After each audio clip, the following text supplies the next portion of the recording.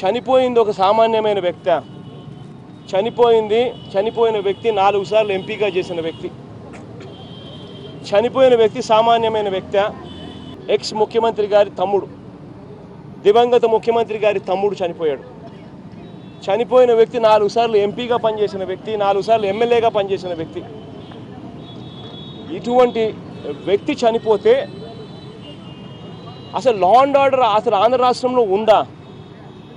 కేవలం ఆయన చేసిన తప్పేంది?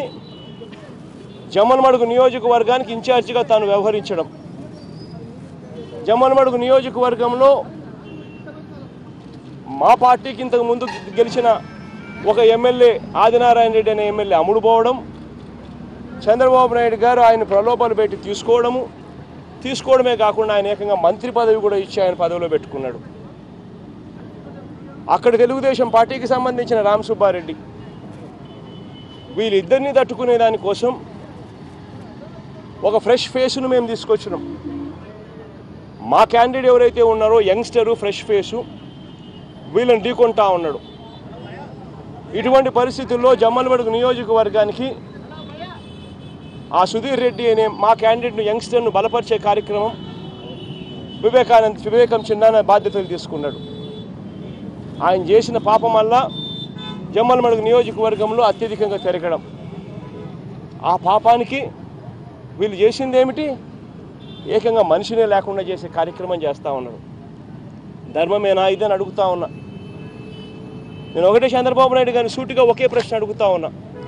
నిజంగా నీలో న్యాయం ఉంటే, నిజంగా నీలో ఇన్వాల్వ్మెంట్ లేదు అయితే ఎందుకు సిబిఐ ఎంక్వైరీకి ఇవ్వడానికి నువ్వు ఎందుకు సంకోచిస్తూ ఉన్నావు?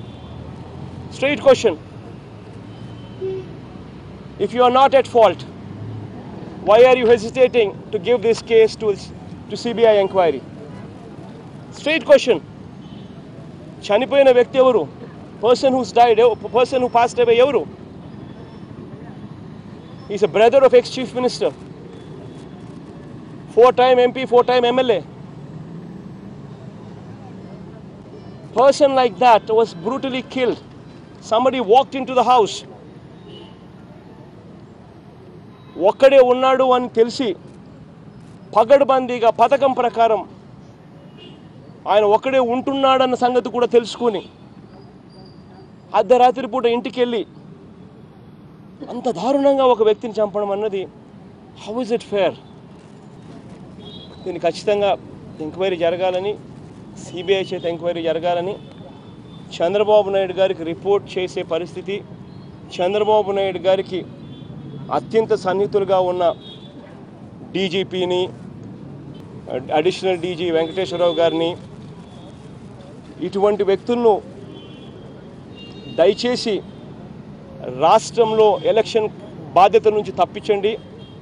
అప్పుడే కాస్తో కూస్తో ఇటువంటి ఘటనలు ఆగిపోతాయి. లేకపోతే వీళ్ళు గెలవడం కోసమని చెప్పి మనుషులను చూడడం లేదు, దొంగ ఓట్లను చేర్చడము, దొంగ ఓట్లను తీసేయడం దగ్గర నుంచి మొదలు పెడితే ఏకంగా మనుషులను చంపేయడానికి కూడా హెసిటేట్ చేయడం లేదు. సో దయచేసి నేను చెప్తా ఉన్నాను, గవర్నర్ గారిని అదే రిక్వెస్ట్ చేస్తా,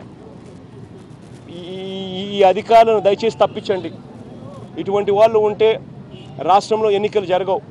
ఈరోజు మా చిన్నాన్నకు జరిగింది, రేపు పొద్దున ఇంకా ఎంతమందికి కూడా చేస్తారో కూడా తెలియని పరిస్థితి. కాబట్టి వెంటనే తప్పించమని చెప్పి కూడా రిక్వెస్ట్ చేస్తా గవర్నర్ గారిని. సిబిఐ ఎంక్వైరీని డిమాండ్ చేస్తూ గట్టిగా అడిగాము.